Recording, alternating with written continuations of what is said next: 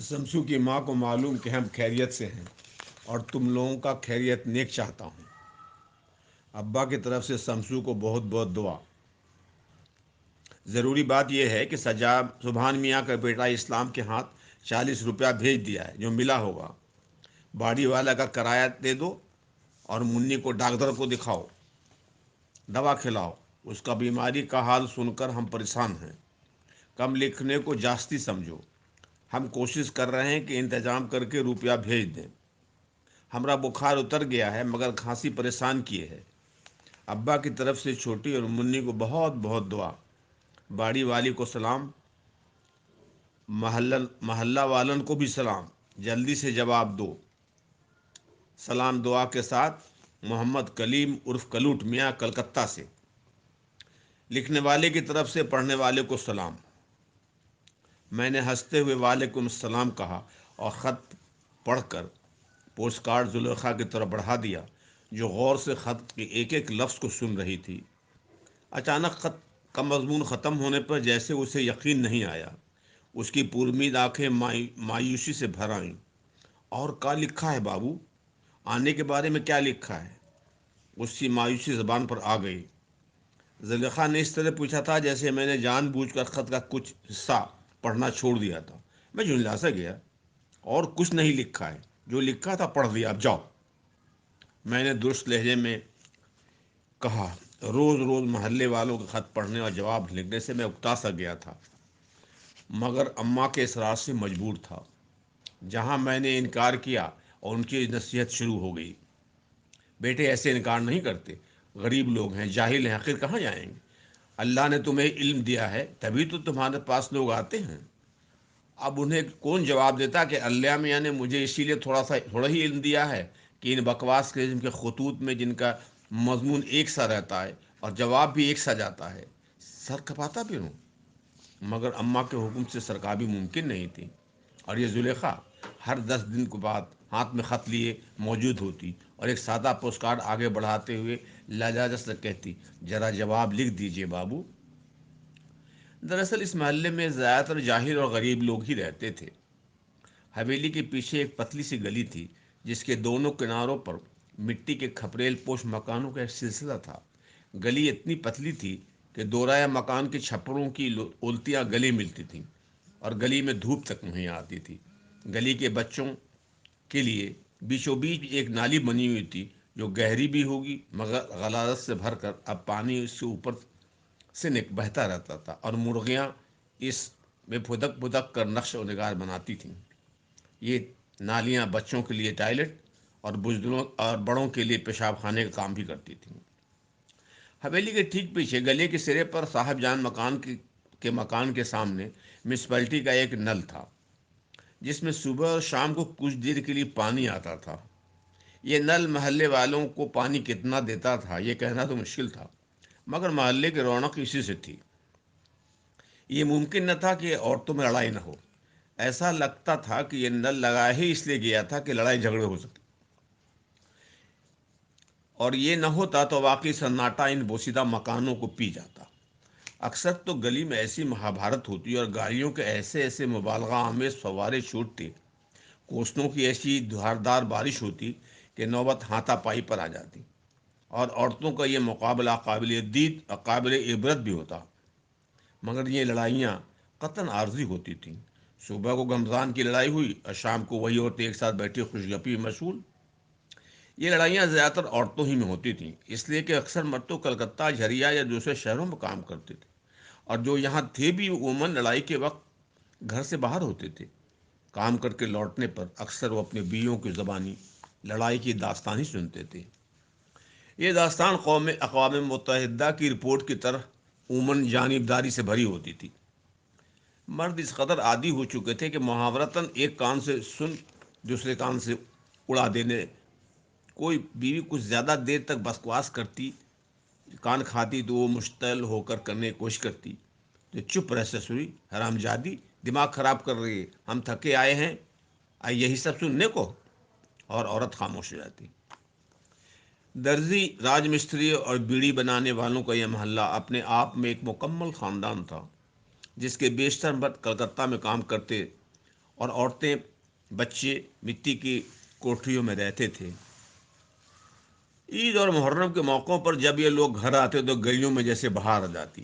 نئے نئے کپڑے، پلاسٹک کی چپلیں اور بالوں میں تیل چپوڑے، رنگ برنگ کے ربن لگائے لڑکیاں اور رنگ برنگ کے چارخانے کی لنگیاں پہنے مرد، اور تیل چپوڑے رنگ برنگ کے ربن لگائے لڑکیاں اور رنگ برنگ کے چارخانے کی لنگیاں پہنے مرد ہر دروازے پر نظر آتے۔ ان مردوں کو عرف عام میں کلکتیا کہا جاتا تھا۔ ان کی زبان بھی عام لوگوں سے مختلف تھی۔ بنگلہ، مگھی اور کھڑی بولی کی امتزاج نے ایک شہری زبان کو جنم دے دیا تھا، جس کا کوئی نام تو نہ تھا مگر تھی بہت دلچسپ۔ اکثر برآمدے میں ہم کھڑے ہوتے تو سامنے سے جاتا ہوا کوئی کلکتیا رک جاتا۔ سلام بابو، سب خیریت ہے نا؟ ہاں سب خیریت ہے۔ کب آئے کلکتہ سے؟ میں پوچھتا۔ میں کل آئے بابو، بچوا بیمار ہے، ڈاکٹر کے یہاں جاتا ہوں۔ یہاں سب بیکار موافق ڈاکٹر ہے، خالی پیسہ لیتا ہے، دوائی ایک دم خراب دیتا ہے۔ کلکتہ بہت بڑا ڈاکٹر لوگ ہے، اپنا ملک بہت خراب ہو گیا ہے۔ کلکتہ میں کام کرنے والے لوگ اپنے شہر کو ملوک یعنی ملک بولتے تھے، اور بات بات پر کلکتہ کی بڑائی کرنے سے بات نہیں آتی تھی، بلکہ ان پڑوسیوں کو بھی حقیر سمجھتے تھے جو کلکتہ سے محروم تھے۔ ویسے یہ اور بات تھی کہ چھٹی ختم ہونے پر جب واپسی کرایہ نہیں ہوتا تو یہ اپنے پڑوسیوں کو کلکتہ سے لائی ہوئی چیزیں آدھی دام پر بیچ کر جاتے تھے، بلکہ اکثر محلے والے تو اسی انتظار میں رہتے تھے کہ کلکتی آئے تو آدھے دام پر چھاتا، لنگی یا جوتے خریدے آئیں گے۔ مجھے ان کلکتیا لوگوں سے بے حد دلچسپی تھی، مگر ان کے خطوط پڑھنے اور جواب لکھنے سے مجھے اکائی سے آنے لگی تھی۔ ایسا لگتا تھا کہ سارے خطوط کلکتہ کے ایک ہی منشی لکھتا ہے، اس لیے کہ سب کا مضمون ایک تھا، صرف نام بدل جاتے تھے۔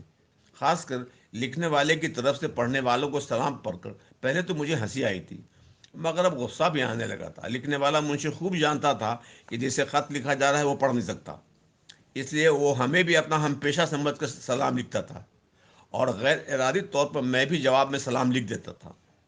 اس طرح اس منشی سے، جسے میں نے کبھی دیکھا بھی نہیں تھا، ایک عجیب سا رشتہ قائم ہو گیا۔ یہ رشتے بھی کتنے عجیب ہوتے ہیں۔ مجھے فٹ بال کھیلنے کی جلدی تھی مجھے فٹ بال کھیلنے کو جانے کی جلدی تھی، اور اس زلیخا کی بچی کو خط پڑھوانے اور جواب لکھوانے کی۔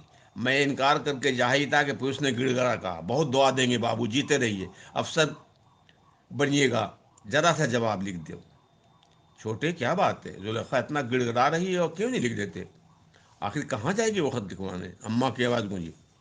اماں مجھے دیر ہو رہی ہے، 5 منٹ کام ہے، خط لکھ دو۔ اماں نے فیصلہ سنا دیا۔ لاؤ بتاؤ کیا لکھنا ہے، مگر ایک شرط ہے، میں پھر سناؤں گا نہیں۔ زلیخا نے میری شرائط کو نظر انداز کرتے ہوئے پوسٹ کارڈ آگے بڑھا دیا۔ بولو بھی کیا لکھنا ہے، میں نے جھنجلاتے ہوئے لہجے میں کہا، اور زلیخا بڑی یکسوئی سے بولنے لگی، جیسے خط نہ لکھوا رہی ہو بلکہ کلوٹ میاں سے باتیں کر رہی ہو۔ شمسو کے ابا کو معلوم ہو کہ خط مل گیا، تم اپنا کھانسی ڈاکٹر کو دکھا کر دوا کھاؤ، یہ ٹھیک بات نہیں ہے۔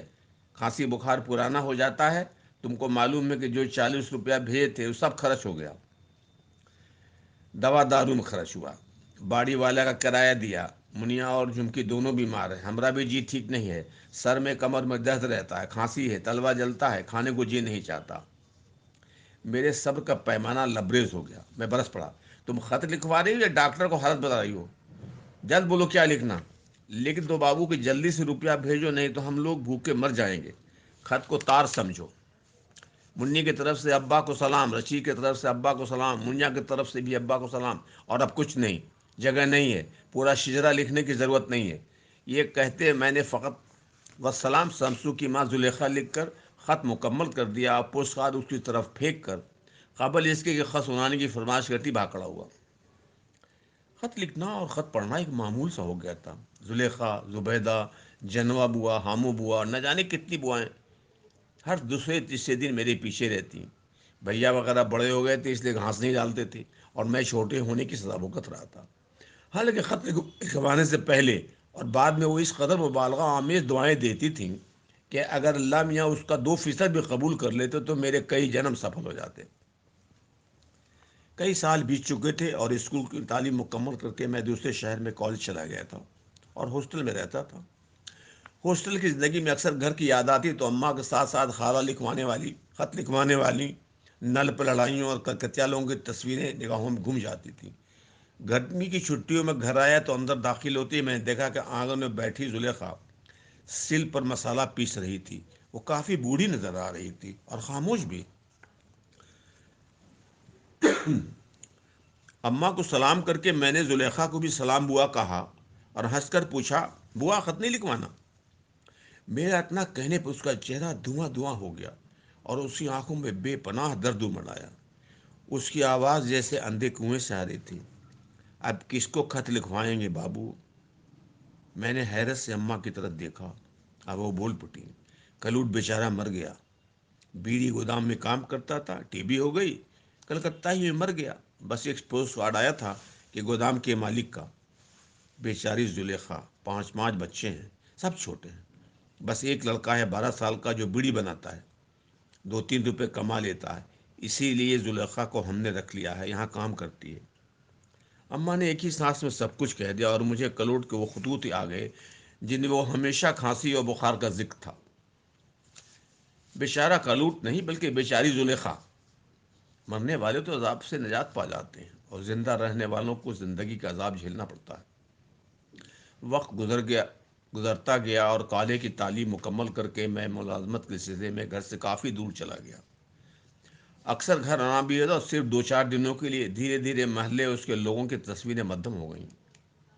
کافی عرصے بعد جب اماں کی عدالت خبر سن کر اچانک گھر پہنچا تو اماں بستر پر پڑی تھی اور سرہانے بیٹھی ہوئی ایک عورت ان کے سر میں تیل لگا رہی تھی۔ میں نے اماں کو سلام کیا تو گھبرا سی گئی اور اس نے جلدی سے آنچل درست کیا۔ پائنتی بیٹھ کر میں نے اماں کی طرف سوالیہ نظروں سے دیکھا۔ وہ بول پڑی، ارے اسے تم نہیں پہچانتے؟ یہ زلیخا کی بہو ہے، جبی، رشید کی بیوی۔ زلیخا کی شبیہ میری آنکھوں میں گھوم گئی۔ زلیخا بوا کہاں ہے؟ میں نے پوچھا۔ وہ بیچاری تو کب کی مر گئی، ٹی بی ہو گئی تھی۔ غریب کو رشید کی شادی کی ہی تھی کہ چل پڑی۔ یہ رشید کی بیوی ہے جبی، رشید کلکتہ میں ہے، بیڑی گودام میں کام کرتا ہے۔ اماں نے پورا قصہ سنا دیا۔ دراصل محلے کے تمام لوگوں کے سکھ دکھ کے حالات انہیں معلوم تھے۔ میں نے پھر جبی کی طرف دیکھا۔ اس کی عمر 17-18 سال سے زیادہ نہیں ہوگی، مگر وہ مکمل عورت بن چکی تھی۔ اس کی جوانی جیسے ڈھل چکی تھی، آنکھوں کے گرد حلقے پڑ گئے تھے اور چہرہ بیمار نظر آتا۔ اماں نے مجھے بڑے غور سے جبی کی طرف دیکھتے ہوئے دیکھا تو کہہ اٹھی، ارے تم اسے نہیں پہچانتے؟ یہ کلوٹ کی بہن بلاخنی کی بیٹی ہے، بچپن میں یہاں کام بھی کرتی تھی۔ اور اچانک مجھے پھٹی فراق اور اونچا پیجامہ پہنے وہ گندی سی لڑکی یاد آ گئی جو اکثر گھر میں جھاڑو دیتی یا مرغیوں کا ڈربہ صاف کرتی دکھائی دیتی تھی۔ ارے یہ وہ جبی ہے، اتنی بڑی ہو گئی، اس کی شادی بھی ہو گئی؟ میں نے حضرت سے پوچھا اور جبی نے ہنستے ہوئے شرما کر آنچل میں منہ چھپا لیا۔ لو سنو، اس کے 2 بچے ہیں ماشاء اللہ، اماں نے ہنستے ہوئے کہا اور پھر تأسف کے ساتھ بولی، ان کم بختوں کے یہاں ایسا ہی ہوتا ہے، 12 سال میں شادی کر دیتے ہیں، 18 سال ہوتے ہوتے 5-6 بچے اور بس بچپن سے سیدھے بڑھاپے میں چلاک لگا دیتی ہیں اور مٹی کی طرح ڈھہ جاتی ہیں کم بختی کی ماری۔ اماں کے لہجے میں جھنجھلاہٹ تھی مگر بے پناہ اپنائیت اور درد بھی تھا۔ ایسا لگتا تھا کہ ان کا بس چلتا تو وہ جبی کا بچپن واپس لوٹا دیتی، نہیں تو کم از کم اس کو جوانی ضرور عطا کر دیتی۔ کم بختی کی ماری اماں کا مخصوص جملہ تھا جو وہ اپنی زلیخاؤں کے لیے اور جبیوں کے لیے استعمال کرتی تھیں۔ اس کم بختی کی ماری کے بلاغت کا اندازہ وہی کر سکتا ہے جس نے ان کم بختی کی ماریوں کو دیکھا ہے۔ اماں کا سارا خلوص، ان کی ساری اپنائیت ان لفظوں میں نہا تھی۔ وہ کچھ اس انداز سے کم بختی کی ماری کہتی تھی جیسے پیار سے دعائیں دے رہے ہوں۔ 2-3 دنوں کے اندر ایک جبی کی جگہ ختم ہو گئی اور مجھے معلوم ہو گیا اس کا شوہر رشید جو زلیخا بوا کے بیر تھا، کلکتہ میں بیڑی گودام میں کام کرتا ہے۔ گودام کے مالک نے کلوٹ میاں کی جگہ رشید کو ملازم رکھا تھا۔ اماں کے ساتھ بیٹھا میں ادھر ادھر کی باتوں میں مشغول تھا کہ سامنے سے جبی نظر آئی۔ اس کے ہاتھ میں پوسٹ کارڈ دیکھ کر میں سمجھ گیا کہ رشید کا خط آیا جسے وہ پڑھوانا چاہتی ہے، مگر اس کی ہمت نہیں تھی کہ مجھ سے کہہ سکے، رشید کا خط ہے، لاؤ پڑھ دیتے ہیں۔ میں نے ہنستے ہوئے کہا اور اس نے شرماتے ہوئے کارڈ میری طرف بڑھا دیا۔ میں نے خط کو غور سے دیکھا، وہی پوسٹ کارڈ تھا اور وہی تحریر جو کلوٹ میاں کا منشی لکھتا تھا۔ مضمون بھی تقریباً وہی تھا۔ میں نے زور سے پڑھنا شروع کیا۔ حسینہ کی ماں کو معلوم ہو کہ ہم خیریت سے ہیں اور تم سب کا خیریت چاہتا ہوں۔ حسینہ اور مبینہ کو ابا کی طرف سے دعا۔ حسینہ کو معلوم ہو کہ اسلام کے بیٹے احمد کے ہاتھ 60 روپیہ بھیج دیے ہیں، باڑی والا کا کرایہ دے دو، حسینہ کو ڈاکٹر کو دکھاؤ، بیماری کا حال سن کر پریشانی ہے، انتظام کر کے روپیہ بھیج دیں گے، ہمارا بخار اتر گیا ہے مگر کھانسی جاستی ہے۔ مبینہ بیٹی کو ابا کی طرف سے پیار اور باڑی والا کو سلام۔ کم لکھنے کو زیادہ سمجھو اور خط کا جواب ترنت دو۔ سلام دعا کے ساتھ خورشید میاں کلکتے والے۔ لکھنے والے کی طرف سے پڑھنے والے کو سلام۔ خط پڑھ کر مجھے ہنسی نہیں آئی۔ خط لکھنے والے کا نام بدل گیا تھا مگر مضمون وہی تھا۔ فرق صرف اتنا تھا کہ کلوٹ میاں کے 40 روپے کی جگہ رشید میاں نے کے 60 روپیوں نے لے لی تھی۔ دو نسلوں کے درمیان فرق سے اتنا ہی تھا، صرف 20 روپیوں کا۔ بقیہ دکھ، کھانسی، بخار سب وہی تھے۔ میں نے جبی کی طرف دیکھا، اداسی اس کی شخصیت کا جز بن چکی تھی۔ ایسا لگتا تھا جیسے کلی کھلنے سے پہلے جھلس گئی ہو۔ میں نے غیر ارادی طور پر ہاتھ بڑھایا، لاؤ جواب لکھ دوں۔ جبی کو شاعری سے ہمدردی کی امید نہیں تھی۔ خوشی سے اس کا چہرہ کھل اٹھا اور جلدی سے اس نے آنچل میں چھپا ہوا کارڈ آگے بڑھا دیا۔ بولو کیا لکھنا ہے، میں نے پوچھا۔ اس نے شرما کر آنچل میں منہ چھپا لیا۔ اماں ہنسنے لگی۔ ارے پگلی بول، شرمانے کی کیا بات ہے، کوئی غیر تھوڑے ہی ہے۔ اور اماں کی شے پا کر نگاہیں نیچے کیے جبی ایک مشین کی طرح بولنے لگی۔ حسینہ کے ابا کو سلام کے بعد معلوم ہو خط ملا، تم اپنا کھانسی ڈاکٹر کو دکھاؤ، کھانسی بخار پرانا ہو جاتا ہے، دقت ہوگا۔ معلوم ہے کہ جو روپیہ تم بھیجے تھے وہ سب خرچ ہو گیا، باڑی والا ہے، کرایہ دینا ہے، حسینہ اور مبینہ کو ڈاکٹر کو دکھانا ہے، جلدی خرچہ بیچ دو، ہمارا بھی ٹھیک نہیں رہتا ہے، کھانسی ہے، تلوا جلتا ہے، کمر میں درد رہتا ہے، کھانے کو جی نہیں چلتا۔ مجھے ایسا محسوس ہوا کہ جبی کے بجائے زلیخا بوا سامنے بیٹھی کلوٹ میں آ خود لکھوا رہی تھی۔ میں نے جبی کی طرف دیکھا تو اس کی شکل زلیخا سے مل رہی تھی اور وہ مزید بوڑھی بھی ہو چکی تھی۔ اس کو گھبراتے دیکھ کر میں نے پوچھا، بتاؤ اور کیا لکھنا ہے؟ حسینہ کے ابا کو معلوم کہ خط کو تار سمجھو اور جلدی روپیہ بھیج دو، نہیں تو ہم سب بھوکے مر جائیں گے۔ حسینہ کی طرف سے ابا کو سلام، مبینہ کی طرف سے ابا کو سلام۔ میں نے خط مکمل کر دیا، فقط والسلام۔ غیر ارادی طور پر میں نے لکھنے والے کی طرف سے پڑھنے والے کو سلام اور زلیخا لکھ کر پوسٹ کارڈ جبی کی طرف بڑھا دیا۔ پوسٹ کارڈ دیتے ہوئے اچانک مجھے اپنی غلطی کا احساس ہوا۔ میں نے خط کے آخر میں جبی کی جگہ زلیخا لکھ دیا تھا۔ کارڈ واپس لیتے ہوئے میں نے اسے درست کرنا چاہا مگر میں زلیخا کا نام نہیں کاٹ سکا۔ میں نے زلیخا کے اوپر جبی کا نام لکھ کر اسے بنت زلیخا لکھ دیا۔ میں نے جس کے ہاتھوں میں پوسٹ کارڈ دیا تھا وہ تو زلیخا ہی تھی۔